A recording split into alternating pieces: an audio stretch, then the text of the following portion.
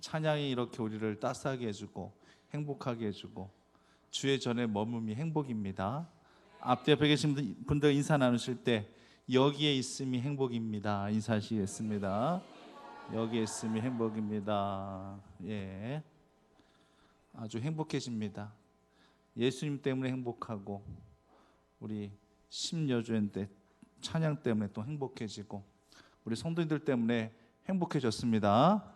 근데 우리 안에 행복이 가득 넘쳐나기를 간절히 소망합니다. 본문의 29절 말씀을 보면은요, 이 요아스의 아들 여룹바알이다 이렇게 언급하고 있는데, 여룹바알이 누구죠? 기드온입니다. 여룹바알은 기드온이에요. 기드온의 별명이 여룹바알이에요. 우리가 배웠습니다. 여룹바알의 이름의 뜻은 바알과 쟁론하다, 바알과 다투다, 이런 의미를 갖고 있잖아요. 밤중에 기드온이 이 바알의 제단을 허물고 나서, 그리고 나서 이제 붙여진 이름이 바로 여룹바알입니다. 바알과 쟁론하였다, 바알과 다투었다. 그러니까 이 별명은 영광된 이름이에요. 이 별명은 굉장히 영광스러운 별명이에요. 우리가 잘 알고 있는 여호와 샬롬, 이 여호와 샬롬이 어느 인물 통해서 나온 거죠? 역시 하면 답이 나와야 돼요. 역시 기드온이죠. 다 배웠어요. 우리가 하나님께서 보여주신 그 표정을 보고 기드온이 이제 나는 하나님을 보았기 때문에 나는 이제 죽었어, 나는 이제 죽을 거야. 아니야, 죽지 아니할 거야. 하나님께서 말씀하시고 나서 감사함으로 기드온이 쌓은 제단이, 그 이름이 뭐라고요? 여호와 샬롬이다. 하나님을 보았기 때문에 내가 죽을 줄 알았거든요. 근데 오히려 내가 하나님을 내가 만났고 확인했기 때문에 내 마음에 평안함이 넘치는 거예요. 그래서 제단을 쌓았을 때 그 제단 여호와 샬롬이었더라. 하나님은 무엇이라? 평안이시다. 그래서 우리가 샬롬으로 인사를 올려드리는 거 아니겠습니까? 한번 인사하겠습니다. 샬롬. 그리스도의 평안이 우리 모두에게 넘쳐나기를 간절히 샬롬으로 소망해 봅니다. 다 기드온에게 있어서 다 은혜네요. 그렇죠? 여룹바알이라는 별명이 붙여진 것도 은혜이죠. 그리고 또 여호와 샬롬이라고 그렇게 우리가 인사 올려드리고 하는데, 이것도 역시 기드온에게서 나왔으니 또 이것도 은혜이죠. 그리고 이 여호와 샬롬, 이 제단은 아직까지도 아비에셀 사람에 속한 오브라에게 있더라, 오브라에 있더라 라고 이렇게 성경은 지금도 고백하고 있어요. 이랬던 기드온이 이제 점점점 이제 변질되어져 가는 그런 모습을 보게 됩니다. 지난주 수요일날 제가 설교하면서 제가 마음이 좀 불편합니다라고 고백했던 그 내용 기억하세요? 기억하실 거예요. 분명히. 왜 목사님이 설교하시면서 대체 어떤 부분이 저렇게 마음이 불편하시다고 하셨을까? 아마 그렇게 곰곰이 생각해 보시다가 기드온의 한 고백 때문에 제가 마음이 불편하다는 말씀 드렸었죠. 기드온이 뭐라고 이스라엘 백성들에게 말씀했죠? 이스라엘 백성들이 기드온에게 뭐라고 요구했냐면은 당신이 우리를 다스려 주시고 당신의 아들들이 손자까지 우리를 다스려 달라고 그렇게 부탁을 받았어요. 직접적인 부탁을 받았어요. 이때 기드온이 뭐라고 고백했습니까? 뭐라고 대답했습니까? 내가 너희를 다스리지 아니할 것이요, 나의 아들도 너희를 다스리지 아니할 것이요, 오직 누가 다스리실 거라고요? 여호와 하나님이 다스리실 것이니라. 이야, 이 고백 자체가 얼마나 큰 고백인지, 은혜의 고백인지, 믿음의 고백인지, 이 고백만 본다는다 할지라면 참 역시 기드온, 하나님이 참 사사 하나 잘 뽑으셨다. 정말로 제대로 사람 보셨구나. 처음에는 그냥 소심하고 겁도 많고 미약해 보이고 뭐 이런 표징이나 구하고 표적이나 구하고 믿음이 없어가지고 그냥 그런 거 하긴 해야지만 믿으려고 하고 뭐 이런 사사를 뽑았는가, 이런 생각을 할 만도 했는데, 요 고백하는 거 보니까 역시 하나님께서 기드온 사사 뽑기는 제대로 뽑으셨구나. 우리는 이런 생각할 수 있거든요. 충분히. 정말 이 고백만 본다면 진정 버릴 것이 없는 완벽한 신앙, 하나님의 주권을 인정하고 하나님의 다스리심을 100% 신뢰하는 그런 믿음의 고백. 하지만 이 기도원의 고백에 전혀 진정성이 없었기 때문에 제가 참 마음이 불편했습니다라고 지난주에 제가 설교를 했었습니다. 말은 이렇게 해놓고서 그의 앞뒤 전후 행동을 보게 되니까 전혀 안 맞아요. 이율배반적인 그런 이 모습을 보게 되니까 과연 이 고백이 이스라엘 백성들을 향해서 진심 어린 고백이었을까라는 생각을 해보게 되니까 마음이 불편하다라고 하는 것입니다. 야고보 선지자는 행함이 없는 믿음은 무슨 믿음이라고요? 죽은 믿음이라고 분명히 그렇게 말씀하고 있는데, 물론 속담 중에는 말로 천냥빛을 갚는다라는 속담도 있어요. 하지만 현실은 전혀 그렇지 않죠. 아무리 온갖 감언이설을 통해서 사람을 설득한다 한다 할지라도 돈을 갚지 않으면 오히려 더 불신하게 되는 것이 요즘 현실이죠.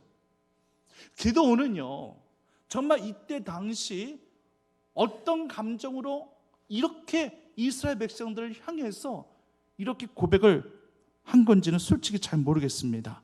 정말 그때만큼은, 그때 정말 그 당시만큼은 정말 진심 어린 진정성 있는 고백이었다 할지라도 앞 뒤의 행동이 전혀 맞지 아니하니까 그렇게 믿어지지가 않더라는 얘기입니다. 숙곡과 분해의 사람들을 그냥 인정사정 없이 순간적인 그 분노, 이 감정, 자기 감정을 다스리지 못하고 그 거절감을 이겨내지 못하고 나를 뭘로 보고 내 부탁을 거절해 하면서 그런 악한 마음으로 모든 이 숙곡과 분해의 사람들을 칼로 인정사정 없이 죽이는 그런 기도원의 모습을 보면서 이 고백이 맞는 건가?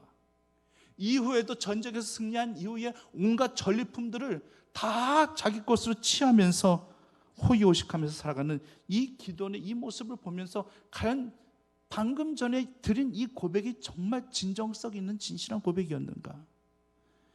27절 말씀을 우리가 지난주에도 살펴봤습니다마는 금으로 에봇을 그렇게 하나 만들어가지고 자기의 성읍 오브라에 두었다라고 성경 언급하죠. 그리고 온 이스라엘 백성들이 오히려 그것을 음란하기 위함으로 말미암아 그것이 기도원과 그 집의 올무가 되었다라고 그렇게 성경 말씀하고 있죠. 이 모습이 과연 하나님께서 다스리실 것이니라 이렇게 고백했었던 그 고백에 합당한 행동인가? 금으로 에봇을 왜 만드는데요? 하나님께 제물로 올려드리려고요? 아니거든요. 자기를 주장하고 자기 의를 드러내기 위해서, 자기가 왕이었음을 그렇게 온천에 알리기 위해서 그렇게 오브라에 그렇게 두고 만 것인데 그것이 우상이 되고 말았습니다. 에봇은 왕이 입는 옷인데 자기가 그것을 만들었다 이거예요. 에봇을 권력의 상징으로 그렇게 기도원이 이용하고 말았다라고 하는 것입니다. 하나님이 다스린다면서요, 자기도 안 다스리고 내 아들도 너희를 다스리지 아니할 것이라고 그렇게 말했지 않습니까? 그런데 왕이나 입을 수 있는 에봇을 금으로 만들었다? 그것을 자신의 성읍 오브라에 고이 모셔두었다? 이걸 과연 어떻게 해석해야 되는 것일까요? 제가 방금 말씀드렸죠. 이 여호와 샬롬, 이 제단이 바로 오브라에까지, 지금까지 오브라에 지금 모셔져 있다라고 성경은 그렇게 말씀하고 있거든요. 그런데 그런 여호와 샬롬의 제단 안에다가, 그 오브라에다가 이제는 자기가 왕이라는 어떤 자신을 좀 신격화시키는, 자기 의를 드러내는 그러한 에봇을 거기다 함께 두었다? 야, 이것을 과연 어떤 식으로 어떻게 우리가 해석을 해야 될 것이냐, 이게 문제란 얘기예요. 이스라엘 백성들 앞에서는 자신은 마치 아무것도 아니냐, 하나님이 다스릴 것이라고 그렇게 선포해 놓고서 금으로 에봇 만들어 놓고 그걸 고이 모셔드는 그런 행위가 과연 하나님의 다스리심을 뒷받침이라도 해주는 그러한 행동이었겠는가? 전혀 아니거든요. 겉으로는 하나님께 영광해놓고서 실제는 자기가 모든 영광 다 탈취해가고 있거든요. 지금 너무나도 일질감을 느끼는 이런 이 기도의 행동 때문에 내가 너희를 다스리지 아니할 것이고 나의 아들도 너희를 다스리지 아니할 것이고 하나님이 너희를 다스릴 것이라는 이 고백이 참 마음 불편하게 느껴지더라라고 하는 것입니다. 지난주에도 잠깐 명성교 이야기를 했습니다만 이 본문의 말씀하고 자연스럽게 접목이 되니까 참 저도 이야기하면서도 불편합니다만 또 할 수밖에 없습니다.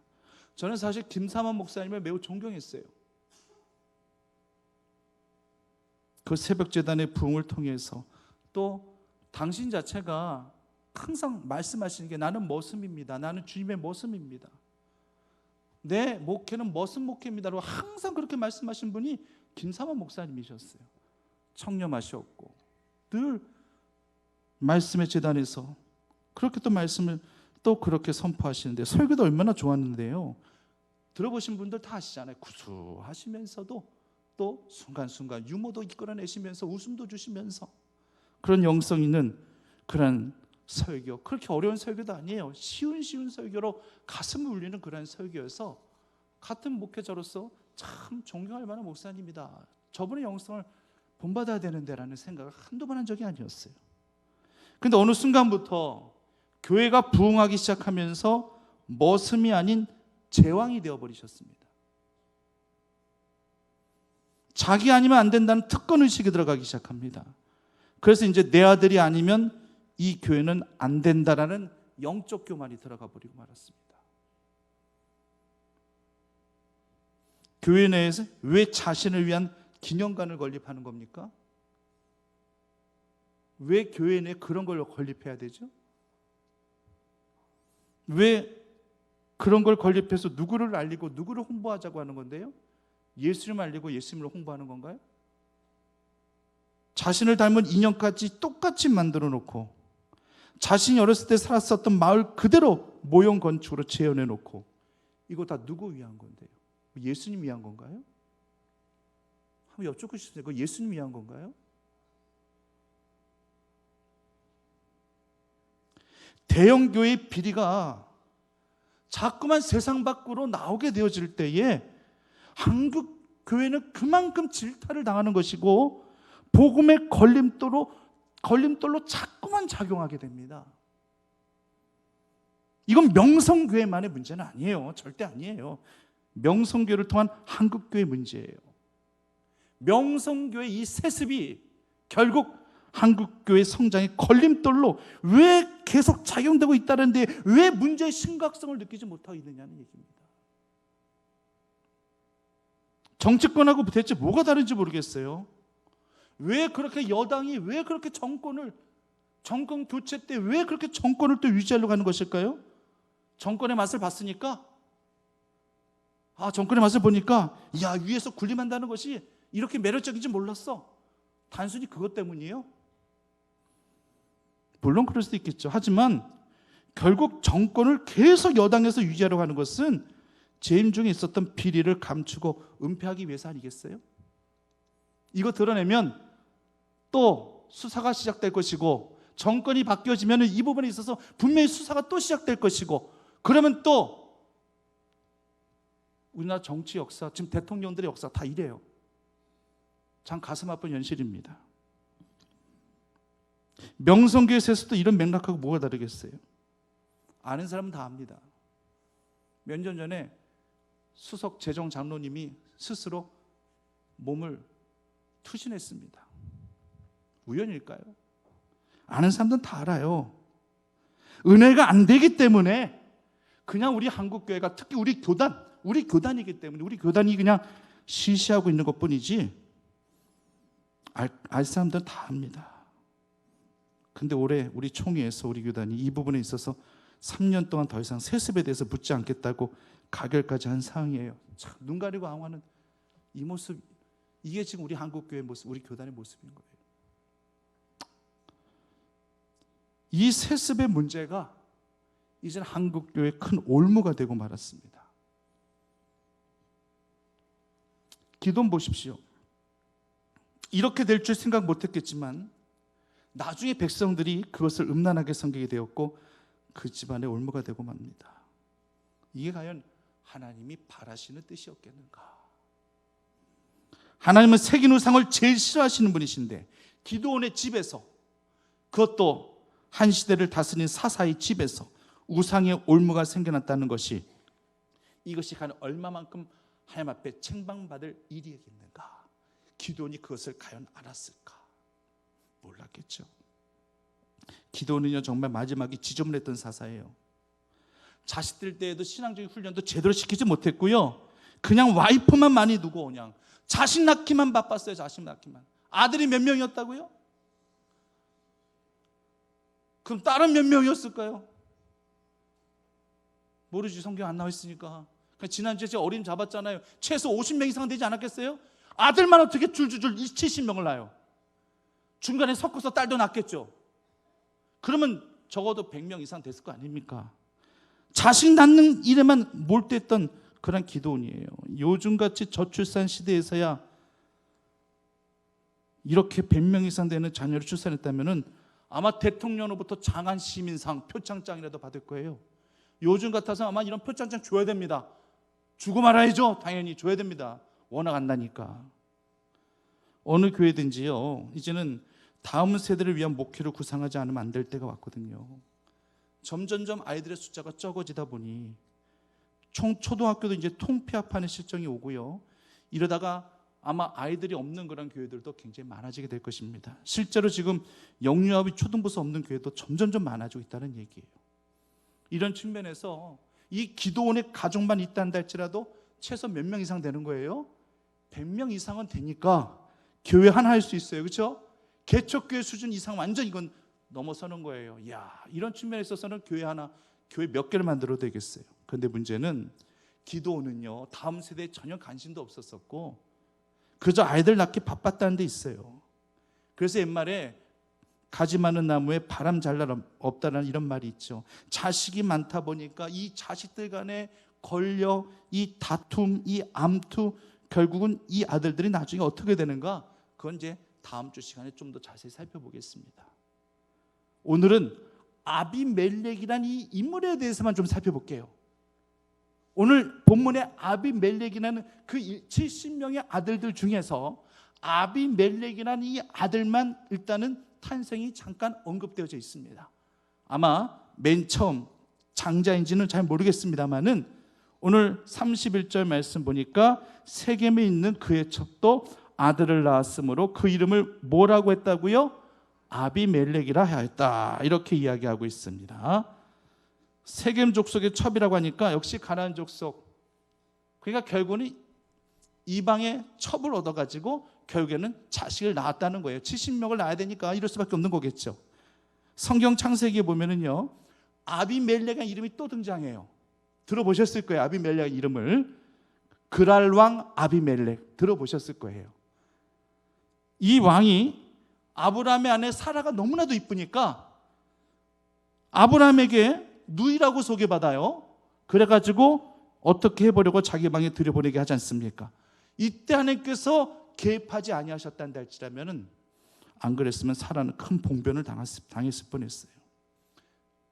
이때 왕의 이름이 바로 아비멜렉입니다.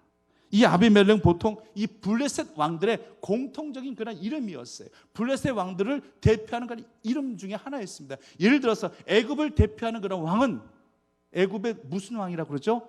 바로 왕. 바로 왕이 딱 한 명이 바로 왕이 아니라 몇 세대 계속 걸쳐서 그들 왕의 이름이 다 바로예요.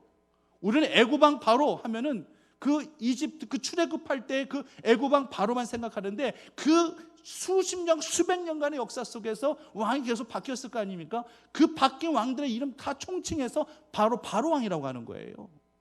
역시 마찬가지 아비멜렉도 블레셋을 대표하는 왕들의 이름을 거의 다 아비멜렉이라 거의 다 그렇게 불렀다고 하는 것입니다. 그러면은 대체 아비멜렉이라는 이름의 뜻이 무엇이길래 과연 이렇게 블레셋 왕들을 총칭하는 그러한 이 이름으로 그렇게 불려졌는가? 아비멜렉의 이름의 뜻은요 참 해석이 아비하고 멜렉하고 띄어서 해석해 보겠습니다. 아비는 무슨 뜻일까요? 예? 이거 어떻게 잘 아세요? 아비는 아버지고 어미는 어머니인가? 희한하죠? 참 감사하게도 우리가 히브리 말인데도 참 해석이 우리식이라서 너무 편하고 좋아요. 우리도 아버지를 아비라고 하잖아요. 어머니를 어미라고 하잖아요. 아버지, 어머니 이렇게 부르는 것이 너무 길다 싶으면 단 두 글자로 아비, 어미 이렇게 축약해서 부르지 않습니까? 맞습니다. 아비는요 바로 아버지를 뜻하는 말이에요. 그럼 멜렉은 뭘 뜻하는 말이냐? 왕을 뜻하는 말이에요. 자, 그러면은 아비멜렉 하면은 해석이 어떻게 되는 거예요? 아버지가 뭐다? 왕이다라는 얘기예요. 아비멜렉 아들의 이름을 누가 지었는지는 정확하게 성경 안 나오지만은 그거 누가 지었겠어요? 기드온이 지었겠죠. 이렇게 70명의 아들들 중에서 가장 대표적인 아비멜렉 이 아들이 언급되는 것을 보면은요, 그 이름을 분명히 기드온이 지었을 거예요. 근데 기드온이 이름 짓기를 아비멜렉, 바로 네 아비가 왕이다. 네 아비면 여기서 누구를 가리키는 거예요? 기드온 가리키는 거예요. 그러니까 기드온이 이렇게 내가 왕이야. 내가 왕이야. 이것을 그 자식의 그 이름을 통해서 이런 식으로 그렇게 사람들에게 선전하고 있는 겁니다. 이게 뭡니까 이게?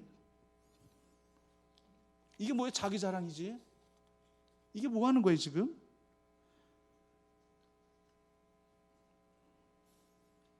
대체 이것을 어떻게 해석해야 될까요? 나는 너희들을 다스리지 아니할 것이고 나의 아들도 너희를 다스리지 아니할 것이고 오직 여호와 하나님이 너희를 다스릴 것이니라. 이렇게 선포까지 했던 그런 기드온이 기껏 아들 이름을 짓는데 네 아비는 왕이다. 이렇게 이름을 짓고 있으니 과연 그 고백이 얼마나 진정성을 갖고 있겠는가 제가 다시 한번 말씀드리는 겁니다. 원래는 그렇단다 할지라면은 아비멜렉이라는 이름이 아닌 어떤 이름으로 이름을 지어야지 맞느냐면요, 엘리멜렉이라는 이름을 지어야지 그게 맞는 거예요. 엘리멜렉은 무엇이냐? 엘리멜렉도 성경에 나와요. 여러분 나오미 아시죠? 루세 시어머니. 루세 시어머니 나오미의 남편이 누군지 아세요? 지금 가르쳐 드렸잖아요. 답을. 엘리멜렉이에요. 엘리멜렉. 물론 동명이인도 성경에는 많이 나오니까 뭐 어떻습니까? 정말 기드온이 하나님이 왕이시고 하나님이 다스리신다는 그런 의미로 자식들의 이름을 지어줬으면은 무엇으로 이름을 지어줬어야 된다고요? 엘리멜렉으로 지어졌는 거예요. 자, 아까 보십시오. 아까 멜렉을 따로 떼가지고 멜렉은 무슨 뜻이라고 그랬죠? 왕이라고 말씀드렸죠. 엘리가는 무슨 뜻이겠어요? 엘리가 하나님. 그래서 엘리에셀 하면은 하나님은 도움이 되십니다. 나의 도움이 되시는 분이시다. 예수님께서 십자가상에서 뭐라고 고백하셨죠? 엘리 엘리 라마 사막다니, 나의 하나님이여 하나님이여 어찌하여 나를 버리시나이까. 그 엘리가 그때 엘리가 누구를 가리키는 거예요? 하나님을 가리키는 거예요. 그러면 정말로 기드온이 하나님이 다스리는 것입니다. 나도 안 다스립니다. 나의 아들도 안 다스립니다. 오직 하나님만이 다스리실 것입니다. 그러면 이름을 자기 아들 이름 뭘로 줘야 되는 거예요? 엘리멜렉, 즉 나의 하나님이 왕입니다요. 나의 하나님이 왕이십니다. 이렇게 이름을 줘야지 맞는 거예요. 근데 엘리멜렉이 아니라 아비멜렉으로 이름을 지은 거는 자기를 드러내고자 하는 거예요. 자기 의를 드러내고 내가 바로 이 나라를 다스리는 왕이다, 이런 의미를 갖고 이름을 이렇게 줘버린 거예요. 그러니 다시 한번 말씀드리지만 내가 너희를 다스리지 아니할 것이고 나의 아들도 너희를 다스리지 아니할 것이고 오직 하나님이 너희를 다스릴 것이다. 이 말씀의 진정성이 어디 있느냐는 얘기예요. 어디 있느냐.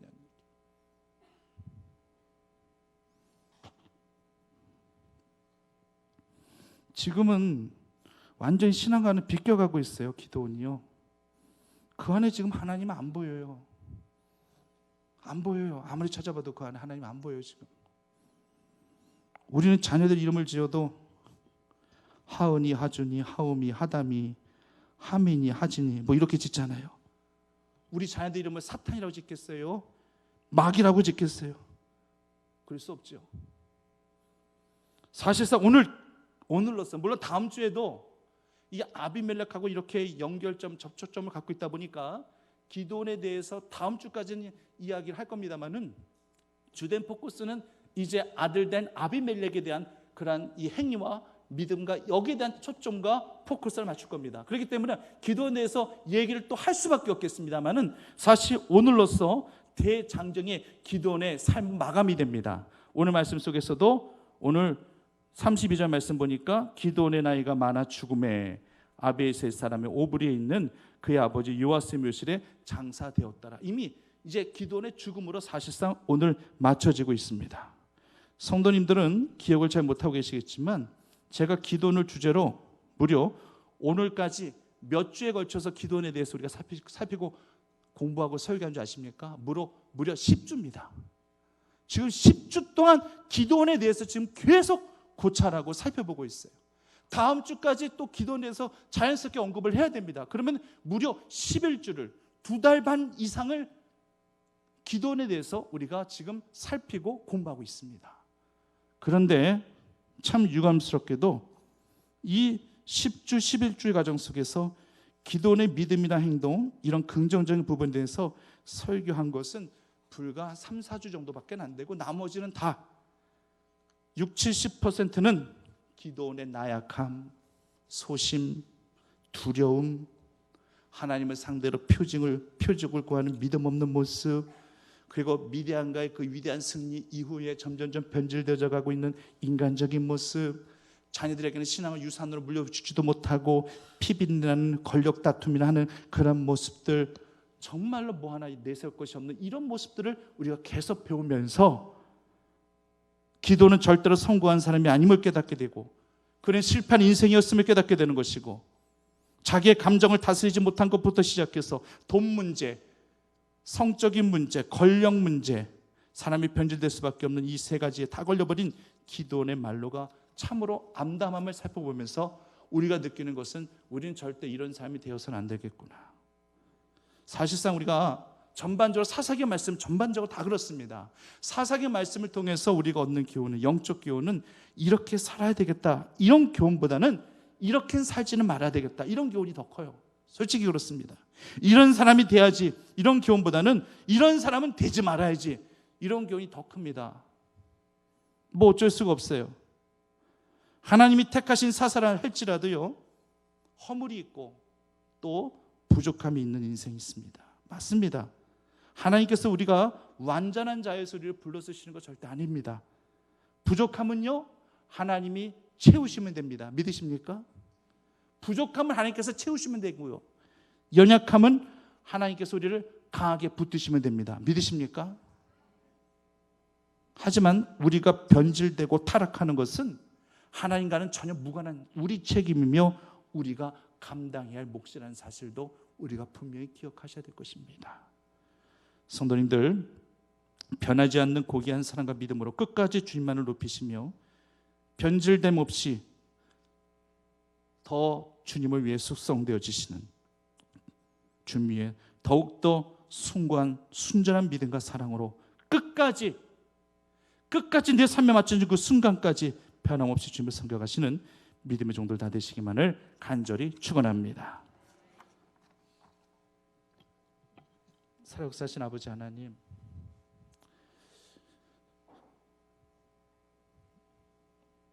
내가 너희를 다스리지 아니하겠고 나의 아들도 너희를 다스리지 아니할 것이요 오직 여호와 하나님만이 너희를 다스릴 것이니라. 우리가 우리 가정에서도 우리 자녀들을 향해서도 우리 이렇게 고백해야 될 때가 있을 수 있을 것입니다. 우리 가정은 하나님께서 세우신 가정이오니 하나님이 우리를 다스릴 것이며 우리 가정을 이끌어 가실 것이다 고백하고 선포해야 될 때가 있을 것입니다. 이 같은 고백과 선포를 하게 되어질 때에 우리는 분명하게 우리의 말과 행동을 하나님 중심으로 하나님의 다스리심을 받는 순종의 귀한 종들로서 언제나 책임을 다할 수 있도록 은총을 더하여 주시옵소서. 이 교회도 목사인 제가 다스리는 것도 아니고 그 누구도 이 교회를 다스려가는 것이 아니고 오직 여호와 아버지 하나님께서만이 이 교회를 다스리시고 주관해 가는 줄 믿는 주의 성도들 되게 인도하여 주시옵소서.